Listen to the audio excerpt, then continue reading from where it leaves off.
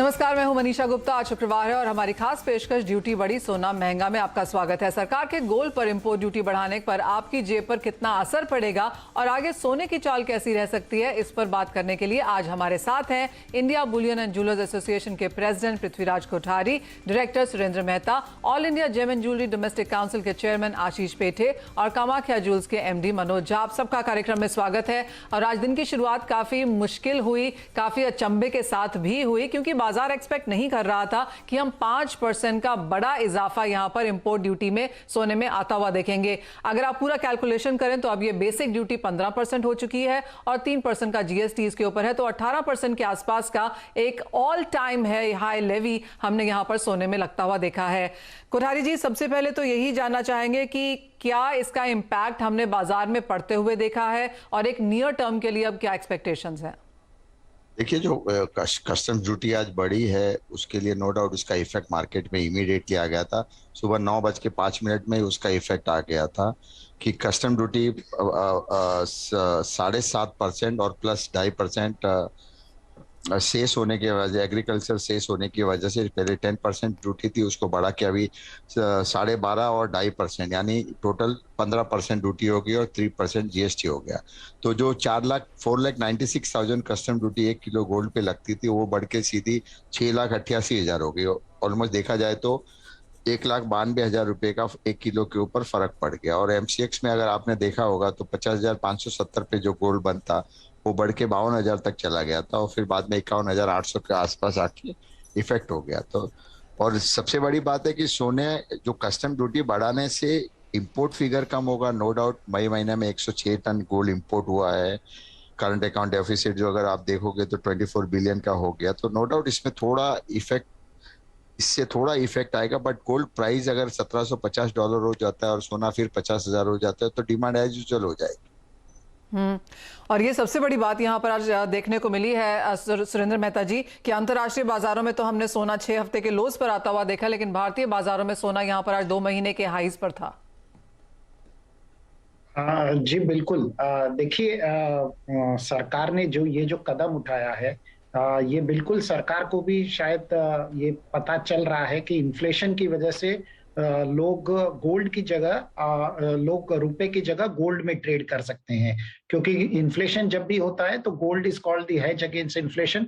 तो लोग रुपया छोड़ के गोल्ड खरीदते हैं। तो सरकार ने पहले ही उस पे इफेक्टिव 4.25% ड्यूटी भारतीय बाजारों में बढ़ा दी, ताकि इस तरह से इसका इस्तेमाल ना हो और रुपए को भी, इससे गिरते हुए रुपए को बचाया जा सकता है। और जो हम ये देख रहे हैं कि अंतर्राष्ट्रीय बाजारों में थोड़ा सा हमें एक सेलिंग प्रेशर देखने को मिल रहा है। गोल्ड के दाम जो कल $1,825 के आसपास पहुंच गए थे, आज वो अभी $1,790 के आसपास ट्रेड कर रहे हैं।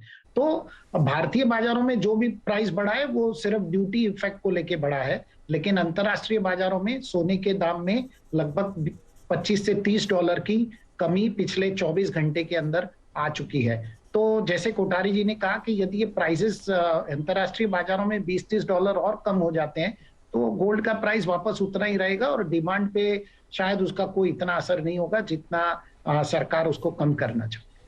क्लियरली। आशीष जी, ये सवाल आपसे है और पिछले ही साल हमने देखा कि हमने कुछ यहाँ पर ड्यूटी कम होते हुए देखी। ये सवाल मनोज झा जी से है कि पिछले ही साल हमने यहाँ पर ड्यूटी कम होते हुए देखी थी और वो भी 2-3 सालों की पूरी कोशिशें थी यहाँ पर ज्वेलरी इंडस्ट्री की, बुलियन इंडस्ट्री की। सरकार को इतने सारे रिप्रेजेंटेशंस दिए गए, उसके बाद हमने ड्यूटी कम होते हुए देखी और वो 1 साल भी यहाँ पर नहीं टिकी। कैसे देखते हैं आप ओवरऑल इंडस्ट्री पे इसका इम्पैक्ट? देखिए मनीषा जी, डेफिनेटली गवर्नमेंट को शायद ऐसा लगा कि अभी गोल्ड के ऊपर इंपोर्ट ड्यूटी बढ़ाने से कहीं कैड में कुछ फर्क आएगा, क्योंकि ये हमारे जीडीपी का 1.2% हो गया है डेफिसिट।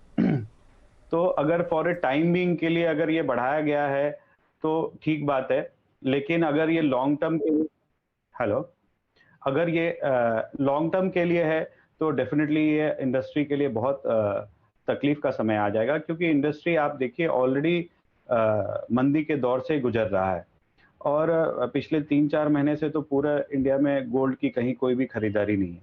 आप देखेंगे इंपोर्ट भी इस साल मई तक केवल 294 टन हुआ है, जो अप्रोक्स थी, जो जनरली मई तक हमेशा 480 टन के आसपास इंपोर्ट होता है। तो फॉर ए शॉर्ट टर्म के लिए ठीक है, लेकिन अगर इसको जल्द से जल्द कोई और उपाय करके ये इंपोर्ट ड्यूटी वापस ना किया जाए तो इससे ग्रे मार्केट को तो आपको मालूम ही है बढ़ावा मिलता है, क्योंकि पर 1 लाख के पीछे अगर दुबई में आप जाएं तो 18,500 रुपए का फर्क पड़ जाता है। तो दूसरे तरह से जो है गोल्ड आने शुरू हो जाते हैं, दूसरी तरह की तकलीफें बढ़ जाती हैं। और जिस तरह से हमारे मोदी जी का ये कहना है कि डिजिटल इंडिया को बढ़ावा दें, सही तरह तरीके के बिजनेस को बढ़ावा दे, तो उसको कहीं ना कहीं धक्का पहुंचेगा। तो मेरा ये डेफिनेटली एक सबमिशन है कि जल्द से जल्द इस इंपोर्ट ड्यूटी को जितना जल्दी हो सके उसको रिगेन किया जाए पहले की तरह। जबकि हम लोग एक्सपेक्ट कर रहे थे कि इसको आगे कम किया जाए, लेकिन ये एक बहुत बड़ा आश्चर्यजनक बात सभी ज्वेलर्स के लिए है कि ये कम करने के बदले बढ़ गया। नो डाउट वो कैड की वजह से बढ़ा है, लेकिन ये कम होना फ्यूचर में बहुत जरूरी है। कोठारी जी, एक चीज की चिंता सबको है कि यहाँ पर अनऑफिशियल चैनल से हम यहाँ पर सोना आता हुआ देखेंगे, कितनी बड़ी दिक्कत ये फिलहाल नजर आती है? देखिए, जैसा झा साहब मनोज जी ने कहा कि अगर ये लॉन्ग टर्म रहता है तो नो डाउट इंडस्ट्री के लिए बहुत ही खराब है। पर अगर आप देखोगे कि यहाँ से जो वर्कर जो वहाँ पे काम करते हैं, लोग घूमने जाते हैं, अगर वो 100 ग्राम सोना भी पहन के, जो स्त्री धन आप जो बोलते हैं, जैसे बैंगल है, अंगूठी है, चैन है, अगर वो 100-150 ग्राम पहन के आते हैं तो एक 100 ग्राम के ऊपर 80,000 रुपए का उसको फायदा हो जाता है। यानी इतने पैसेंजर आते हैं, अब आप पैसेंजर, इतने टूरिस्ट आते हैं, इतने लोग घूमने जाते हैं, जो वर्कर वहां पे काम करते हैं, अगर आप उसकी पूरी टोटल मालोगे तो साल के 200 टन जितना सोना अनऑफिशियली चैनल से आ जाएगा, जिसकी मतलब जो स्मगल है और है भी नहीं।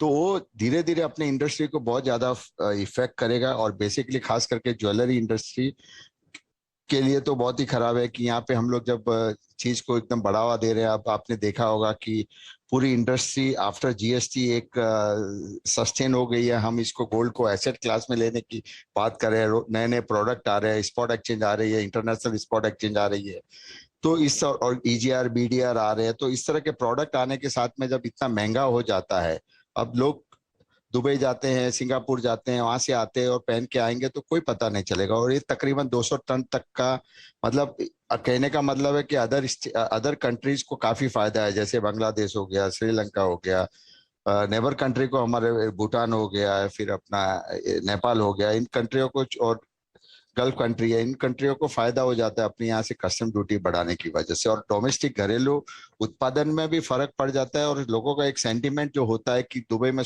गोल्ड इतना सस्ता मिल रहा है, तो उसका भी इफेक्ट आ जाता है। अब तो आसपास के देशों में सोना सस्ता होगा ही, और वो तो हमने क्लियरली डॉलर टर्म्स में भी यहाँ पर बनता हुआ देखा है। आशीष पेटे जी, अभी तक हम जो बात कर रहे थे कि अब तक इस साल में 300 टन सोना इंपोर्ट हुआ है, आधे साल में कितना इंपोर्ट हो पाएगा? पिछले साल हमने 1000 टन से ज्यादा इंपोर्ट होता हुआ देखा था। क्या ये कंसेंसस है कि इस साल ओवरऑल सोना कम ही इंपोर्ट होगा? गुड इवनिंग सबको। मुझे लगता है जो लास्ट 4-5 सालों का जो ट्रेंड है उसके हिसाब से लगभग नेट इंपोर्ट 700 से 750 टन होता है। तो इस साल भी मेरी अपेक्षा है कि आने वाले 6 महीने में 400-450 टन आएगा, और 750 मैक्सिमम 800 टन तक इंपोर्ट होगा। क्योंकि जो 1000 टन का इंपोर्ट फिगर आया था, मुझे लगता है वो एबरेशन था, क्योंकि it was correction because of the Covid anomaly. तो आने वाले 6 महीने मुझे लगता है 400 से मैक्सिमम 450 टन तक ही इंपोर्ट होगा। ये मेरा पर्सनल मानना है। सुरेंद्र मेहता जी, एक और चीज जो सबसे ज्यादा यहाँ पर हमने आते हुए देखी है सोने के प्राइसेस के लिए, वो है रुपए का डेप्रिसिएशन, जो कि 6% इस साल में अब तक होता हुआ नजर आया है। इन एनी केस पिछले कई सालों का ये ट्रेंड रहा है कि अगर आप सोने का रिटर्न देखें तो डॉलर टर्म्स में कम होता है और इंडियन रुपी के टर्म्स में हमेशा ज्यादा होता है। इस साल तो ये बहुत ही क्लियर है, आज जिस तरह से हमने प्राइसेस मूव होते हुए देखे उस लिहाज से भी। आने वाले बाकी के साल में कैसे देखेंगे आप ये ट्रेंड रुपए के साथ, टैक्सेस के साथ, जब हम इसको कैलकुलेट करते हैं? देखिए, हमें ये बात बिल्कुल समझ लेनी चाहिए कि लोग जैसे ही इन्फ्लेशन बढ़ता है तो लोग सोने की तरफ बढ़ते हैं, और इसी के कारण से सरकार ने ड्यूटी बढ़ाई है। यदि हम फ्यूचर ट्रेंड की बात करें तो इमीडिएटली आज ही हमें देखिए करीबन 20 से 30 पैसे का रुपए में करेक्शन ऑलरेडी देखने को मिल चुका है, जो 79 रुपीज 20 पैसे से घट के I think we are presently at 78 rupees and 90 paisa. तो डेफिनेटली रुपया करेक्ट हो रहा है, और रुपया जैसे जैसे करेक्ट होगा और इंटरनेशनल मार्केट में भी क्योंकि भारत 30% सोना इंपोर्ट करता है तो वहां से भी सेलिंग प्रेशर आएगा, तो वापस सोने के दाम सेम हो जाएंगे, डिमांड वैसी ही रहेगी। और यदि ये पहले 2-3 महीने डिमांड हिट जरूर होती है, जब 2-3 महीने में ऐसे भी ये नॉन सीजनल पीरियड है तो उससे कोई फर्क पड़ने वाला नहीं है। मार्केट शायद इसको बहुत आसानी से एब्जॉर्ब कर पाएगा। और जो स्मगलिंग की बात है कि भाई गोल्ड में इलीगल इंपोर्ट होता है, ये सब होता है, मुझे लगता है कि एक टेम्पररी मेजर की वजह से इस तरह से 5% का वो इसके अंदर बढ़ोतरी की गई है। वंस इट सेटल डाउन तो सरकार शायद इसको वापस अपने पुराने स्तर पर ले आए। चलिए, इस बात की उम्मीद तो यहाँ पर ऑफ कोर्स यहाँ पर मार्केट्स में है, लेकिन एक और चीज आपसे जानना चाहेंगे, वो है डिमांड को लेके। इवन एज प्राइसेस हमने इस साल में या जो क्वार्टर अभी खत्म हुआ है उसमें जोरदार गिरते हुए देखे हैं। सोने की अगर बात की जाए तो पिछले 3 महीनों से भाव यहाँ पर गिर रहे हैं। चांदी की अगर बात की जाए तो 2 साल के लोज पर यहाँ पर भाव है, तो शायद ये खरीदने के अच्छे मौके भी हैं और टैक्स का इतना ज्यादा बहुत बड़ा इंपैक्ट हम ना आता हुआ देखें। कोठारी जी, आपको डिमांड को लेके एज ऑफ नाउ क्या व्यूज हैं? हम सब बात करते रहते हैं कि जून, जुलाई और अगस्त का भी जो काफी बड़ा हिस्सा है मांग नहीं आती है, लेकिन जब मांग आनी शुरू होगी अगस्त में, किस तरह की मांग एक्सपेक्ट कर रहे हैं हम? देखिए, मुझे लगता है कि जो इस साल में जैसे जैसे इंटरेस्ट रेट बढ़ रहा है, इन्फ्लेशन थोड़ा कर्व करने की कोशिश कर रहे हैं, यूएस इंटरेस्ट रेट आपने देखा होगा उसमें भी बढ़ने हैं, तो मुझे लगता है कहीं ना कहीं लिक्विडिटी फिर मार्केट से थोड़ी एब्जॉर्ब होती दिख रही है। इंटरेस्ट रेट बढ़ रहे हैं तो लोगों को एक और मौका मिलता है कि उसको एफडी करके ज्यादा रिटर्न किया जाए। पर सोने की जो डिमांड की जैसे बात है कि इस साल में मुझे लगता है कि नो डाउट थोड़ा कम रहेगा धीरे धीरे, जैसे महंगा भी है प्लस इन्वेंट्री भी काफ़ी महंगी हो गई है, तो मुझे लगता है कि सोने की डिमांड जो है, जैसे आशीष जी ने कहा कि इस साल उतनी डिमांड जितनी बढ़ेगी उतनी बढ़ेगी नहीं है, क्योंकि लास्ट 2 साल जो कोविड के इफेक्ट की वजह से इस साल में आपको इंपोर्ट फिगर ज़्यादा दिखा था। बाकी एज यूजुअल 650 से 700 टन ही गोल्ड इंपोर्ट होता है और उतना ही इंपोर्ट रहेगा मेरे हिसाब से, उससे ज़्यादा होगा नहीं, क्योंकि लिक्विडिटी धीरे धीरे क्राइसिस होने जाती है। और देखा जाएगा कि जैसे यूएस का आपने डेटा भी देखा होगा, तो अभी उन्होंने कहा कि हमने 0.75% हम इस साल इस टाइम भी और इंक्रीज करेंगे और पूरी इन्फ्लेशन को हम लोग पूरा कर करेंगे। शायद उसके लिए अगर इकोनॉमी को इफेक्ट भी होए तो भी हम लोग 0.75% इंक्रीज करेंगे। अगर यूएस इंक्रीज करता है तो no doubt all over globe पे उसको इफेक्ट आएगा और खास करके इंडिया में भी इसका इफेक्ट आएगा। और आपने देखा होगा कि इंडिया में भी इंटरेस्ट रेट अब धीरे धीरे बढ़ रहे हैं, तो एक बार इंटरेस्ट रेट बढ़ना चालू हो जाएगा तो नो डाउट इकोनॉमी पे काफी इफेक्ट आएगा और फिर सोने के डिमांड पे भी उसका इफेक्ट आता है। मांग पे भी यहाँ पर कुछ फर्क रह सकता है, लेकिन डिटेल में इस पर बात करेंगे और ये भी जानने की कोशिश करेंगे कि चांदी में यहाँ पर आगे जाकर क्या व्यू है, इस छोटे से ब्रेक के बाद।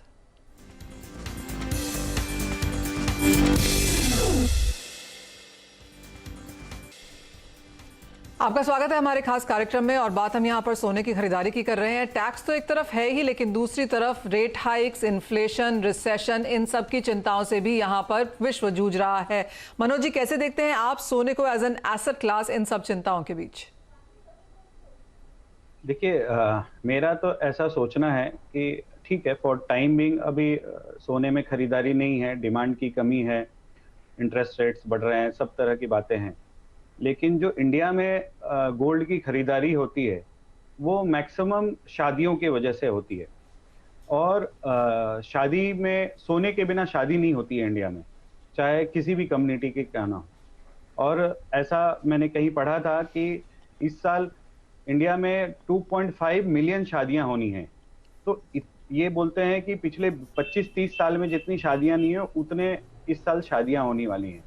प्लस कोविड से जो पोस्ट कोविड जो अभी भी बहुत सारे शादियां थे जो पोस्टपोन्ड हुए थे वो भी अभी होने बाकी हैं।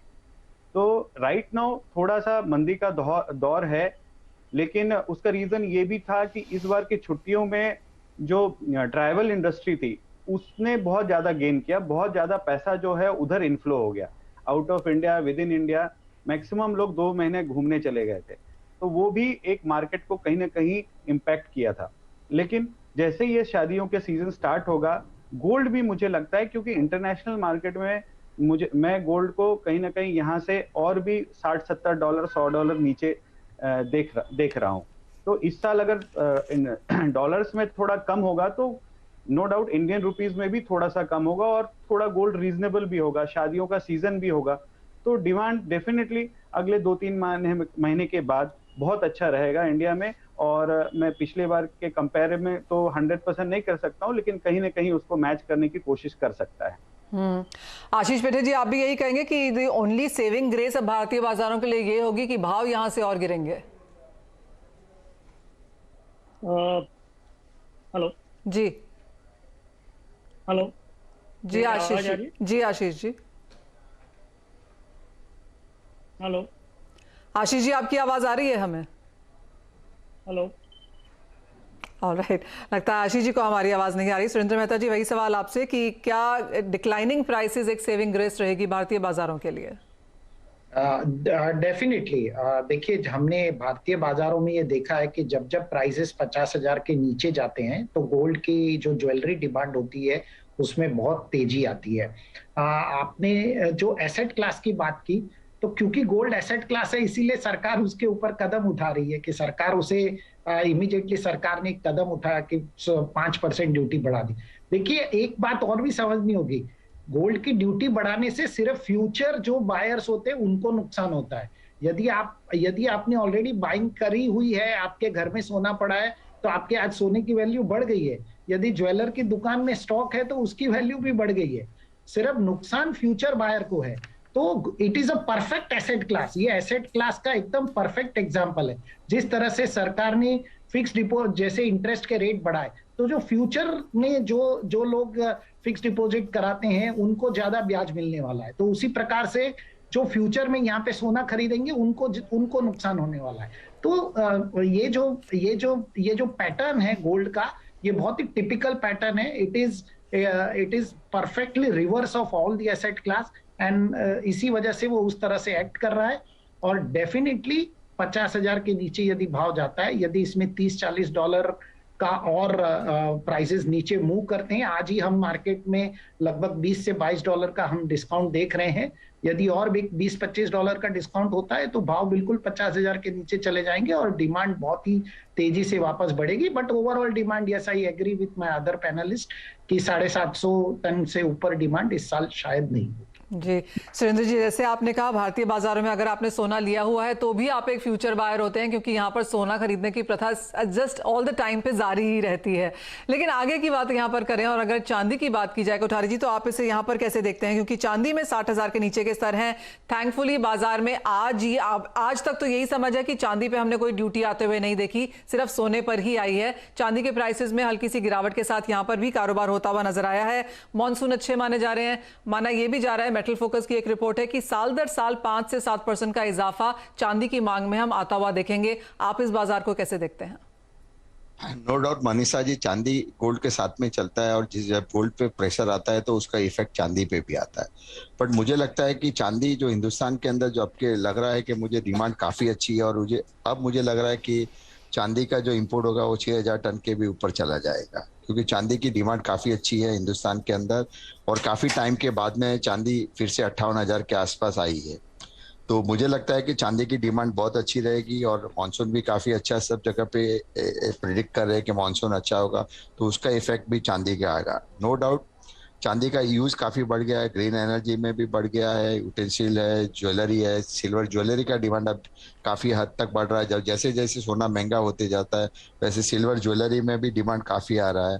उसके बाद में ईवी मोटर्स है, बाकी बहुत सी आइटम्स है, सोलर पैनल है, सब जगह पे चांदी की अब खपत बहुत बढ़ रही है। तो मुझे लगता है कि चांदी अब धीरे धीरे कंफर्ट जोन में आ जाएगी। $1,800-1,900 के आसपास काफी खरीदारी होगी। अभी भी काफी ऑर्डर पेंडिंग है सिल्वर के, जो सप्लाई नहीं मिल रहा है चांदी के। तो मुझे लगता है चांदी इस साल काफी अच्छी होगी। नो डाउट प्राइस अभी थोड़ा डाउन है तो लोगों को बाइंग करने की भी अच्छी अपॉर्चुनिटी आएगी।